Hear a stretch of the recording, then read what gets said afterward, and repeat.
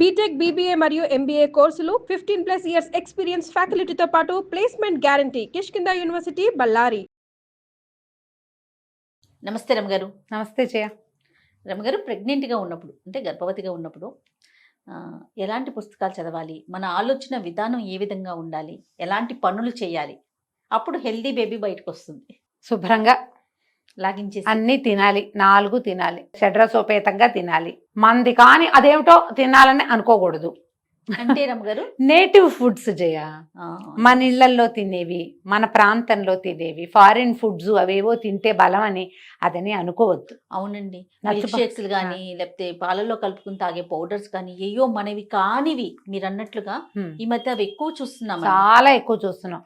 Fruit జ్యూసుల కంటే fruits మంచివి. పళ్ళు పుష్కలంగా పళ్ళు తింటాం, ఆకుపచ్చని కూరలు తింటాం. మన ప్రాంతంలో పండేటువంటి పదార్థాలు, పళ్ళు, కూరలు, ఆహార పదార్థాలు, ధాన్యాలు, పప్పులు, ఉప్పులు, నూనెలు అన్నీ మనవి, మన ప్రాంతానికి చెందినవి. అలాంటివి తింటాం. అవి ఏంటంటే శరీరం రెలిష్ చేస్తుంది, వాటిని బాడీ ఒప్పుకుంటుంది. ఈ ఐస్ క్రీములు తినాలి, చాక్లెట్లు తినాలి, ఎక్కడో ఏమిటో బిస్కెట్లు తినాలి, అవేమిటో బిస్కెట్లు తింటే బలం, ఆ పప్పులేవో తింటే బలం, అవేం భావించకండమ్మా. అవన్నీ బలాలే కానీ అవి లేకపోతే కుదరదన్నది ఏమీ లేదు. బలవర్ధకమైన ఆహారం అంటే మన ఫుడ్డే, మందే. మనం ఏం తింటాము, ఏ టేస్ట్ మన నోటికి నచ్చుతుందో రేపొద్దున బేబీ కూడా ఆ టేస్ట్లో ఇష్టపడుతుంది. అలాంటిది ఉంటుందంటారా? ఏమో అదైతే తెలియదు కానీ నేను ఉప్మా తెగ తినేదాన్ని. మావాడికి ఉప్మానే ఇష్టం. ఎవరికి? చిన్న ఆయనగా, పెద్ద ఆయనకి. ఓకే.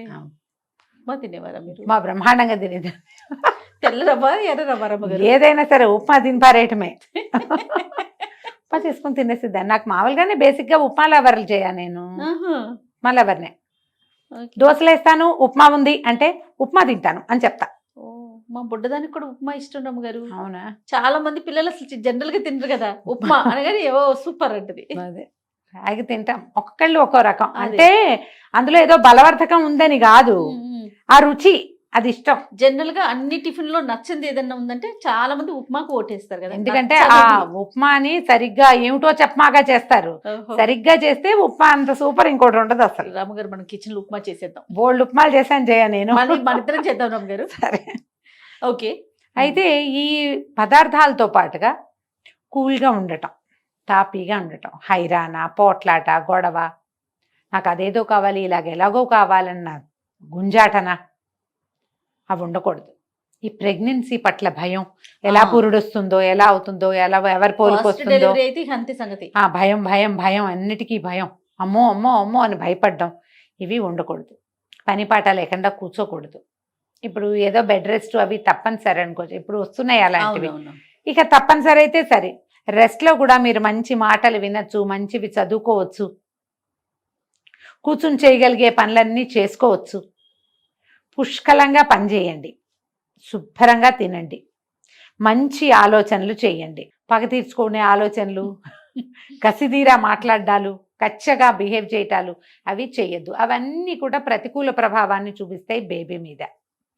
ఇప్పుడు చూపించద్ది అంటే ఇదొకటే కాదు, ఒక కడుపుతో ఉన్న చిన్నపిల్లకే కాదు, భర్త, అమ్మ నాన్న, అత్త మామ కూడా సహకరించాలమ్మా దీనికి. వాళ్ళు బడి కాల్చుకు తింటూ ఉంటే ఈ పిల్ల ఏం చేస్తుంది? కడుపుతో ఉన్న పిల్ల, దానికి ప్రతికూల భావాలే వస్తాయి. అంతే కదా. నెల తప్పిన దగ్గర నుంచి మేమైతే ఇలా కాదు, మాకైతే అలా కాదు, మా రోజులో ఇది కాదని వెధవ కబుర్లు చెప్పకండి. ఎవరికైనా అదే కడుపు, అదే నొప్పి, అదే బరువు. కాకపోతే ఎవరి అనుభవం వాళ్ళది. ఒక్కోళ్ళు తేలిగ్గా ఉంటారు, ఒక్కోళ్ళు ఉండరు. మాకు అసలు మార్నింగ్ సిక్నెస్సే లేదు జయ, వాంతులు లేవు. ఒక్కొక్కళ్ళని చూస్తాం పూర్తి కన్సీవ్ అయిన దగ్గర నుంచి కనేదాకా పాపం వామిటింగ్సే. వాళ్ళు ఏమి సంతోషంగా, ఏమి హాయిగా ఉంటారు, వాళ్ళని సపోర్ట్ చేయాలి కదా. పొడి పొడిలాడుతూ ఉండి ఏ బాధ లేకుండా అన్ని పనులు చేసి, బండ్లు వేసుకుని తిరిగేసి, పైకి కిందకి ఎక్కేసి, ఇళ్లలో ఫంక్షన్లు ఉంటే ఆ పనులు కూడా చేసేసి, అన్ని పనులు చేసుకోగలిగే వాళ్ళు ఉన్నట్టే, ఏమీ చేసుకోలేక, ఏం తిన్నా కక్కేసుకుంటూ, కూర్చోలేక, నుంచోలేక బాధపడే వాళ్ళు ఉంటారు. వాళ్ళ స్థితిని అర్థం చేసుకోవాలి వాళ్ళతో ఉన్న సమాజం. ఇప్పుడు వీళ్ళు ఒకళ్ళే కాదు కదా. ఇప్పుడు నీకు చెప్తాను ఏదో మాట, నువ్వు ఒకదానివే చేస్తానంటే ఎట్లా? మొగుడు లేడా? ఇంకా పిల్ల జల్ల పైన ఉన్న పిల్లలు ఉండొచ్చు, అత్త మామ ఉంటారు, వాళ్ళంతా సపోర్ట్ చేయాలి కదా. అంతేగా. ఏ ప్రెగ్నెన్సీకి ఆ ప్రెగ్నెన్సీయే సపోర్ట్ చేయాలి సమాజం. ఈ కడుపుతో ఉన్న పిల్లలు సాధ్యమైనంత ప్రశాంతంగా ఉండటం, ఏదైనా మంచి మాటలు, పాటలు వినడం, పుస్తకాలు రఫ్ గారు. చక్కటి పుస్తకాలు చదువుకోవటం, ఉమ్. ఏదైనా కృష్ణగాథలు రామగాథలు లాంటివి మనకు చదవటం. తెలిసిన పుస్తకాలు అంతేనా? అంతే, రామాయణం భాగవతం లాంటివి చదువుకోవటం. ఎక్కడో ఏదో భాషలో ఏవో చదువుకోవాలని అనుకోకండి. ప్రధానంగా ఏమవుతుందంటే జయ, ఇప్పుడు చెప్తాను, ఈ మాట చెప్పాలనిపిస్తూ ఉంటుంది. మనము ఈ సోషల్ మీడియా ఫాలో అవుతారు బాగా. ఆ అమ్మాయి ఎవరో మై ప్రెగ్నెన్సీ వీడియోస్ అని ఒక కుప్పలు తెప్పలుగా వీడియోలు. ఇవాళ నేను తిన్నా, నేను నుంచున్నా, నేను పడుకున్నా, నేను నాకు అలా ఉంది, నాకు ఇలా ఉంది, బేబీ కిక్ చేస్తే మా ఆయన పరిగెత్తుకొచ్చాడు, మా ఆయన ఆనందించాడు, మా అత్తగారు సంతోషించింది, ఏవో చెప్తారు. అదంతా సినిమా. నిజమో అవునో కాదో వాళ్ళు చూపిస్తారు, మనం చూడం. ఇక్కడ వీళ్ళు మా ఆయన నా బేబీ కిక్ చేయగానే అతను పరిగెత్తుకు రాలేదు, అత్తగారు ఆనందించలేదు అని ఏడుస్తారు. ఊహించుకుంటారు. ఊహించుకుంటారు, అలా అవలేదు, అలా లేదు. సినిమాల్లో 5 వరకు ఊరికే సినిమాల్లో ఉండేవి. ఇప్పుడు ఇన్స్టా రీల్స్ వచ్చాక క్షణక్షణం నా ప్రెగ్నెన్సీ అంటాం. ఇక ఆ ప్రెగ్నెన్సీ అంతా రోడ్డు మీదే ప్రపంచంతో పంచుకోండి మా మీ ఇష్టం, మేము కాదని ఎందుకు వెళ్ళలేదు. దాన్ని చూసి మనం అలా లేమని మీరు ఫీల్ అవ్వకూడదు. ఇదొకటి ప్రధానంగా ఉండకూడదు. తర్వాత నేను అది తిన్నా, ఇది తిన్నా, అది మంచిది, ఇది మంచిది, అదేదో చేసా, ఇదేదో చేసా. నో, మీ ఇంట్లో ఏం చేస్తారో, మీ డాక్టర్ ఏం చెప్పిందో, నువ్వు ఏ సమాజంలో ఉన్నావో దాన్ని హాయిగా ఫాలో అవ్వు.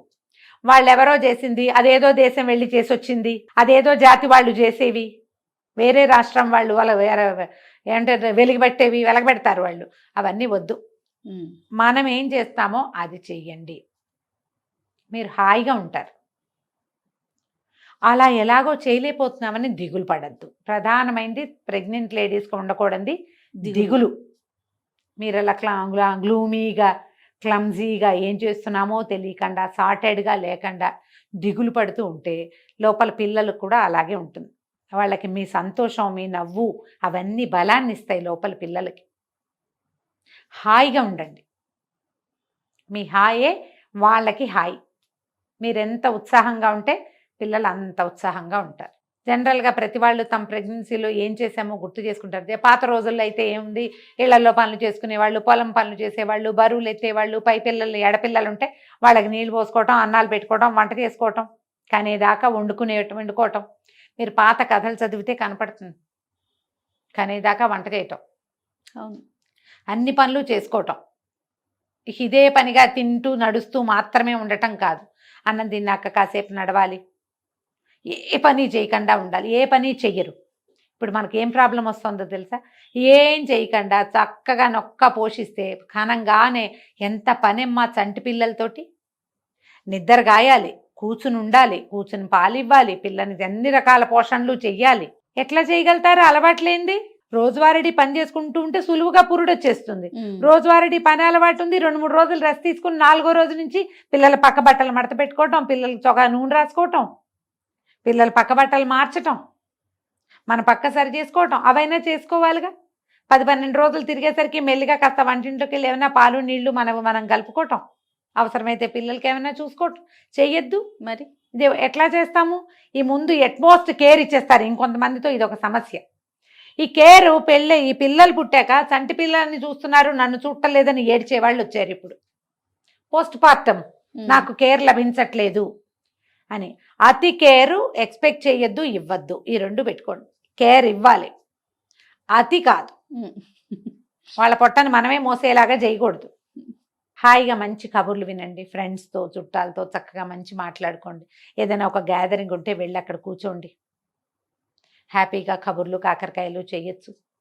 గాసిపింగ్లు అవి చేయబోకండి. ఇక్కడ మాటలు అక్కడ అందించడం అలాంటివి చేయొద్దు. అది చేయకుండా ఉంటే ప్రెగ్నెన్సీ హాయిగా వెళ్ళిపోతుంది. మంచి మాటలు, ఏవో చిన్నవి పన్నవి ఇంట్లో చిన్న తగాదాలు ఏవో వస్తాయి, పెద్దవి కత్తి కటారు పట్టుకునేంత దాకా పోవద్దు దానికి. చాలామంది ఏంటంటే సీమంతాలకి వాటి కోసం కూడా తగాదాలు పడి నేను అరేంజ్ చేసుకోవాలి, నేను అలా పెట్టుకోవాలి, ఏదో ఫోటోల కోసం.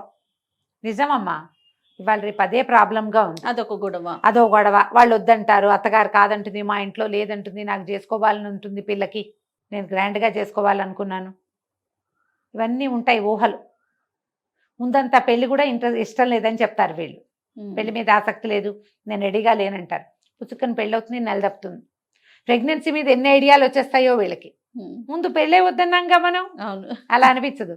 ఏం పర్వాలేదు. తర్వాత టైట్ బట్టలు వేసుకోవద్దు, ఈ లెగ్గిన్స్ అట్లా ఒంటికి పట్టుకుని ఉండేలాంటి బట్టలు వేసుకోకండి, గాలి ఆడేలాంటి బట్టలు వేసుకోండి. ఆ పొట్ట మీద ఇట్లా పట్టుకునేలాగా ఉంచుకోవద్దు.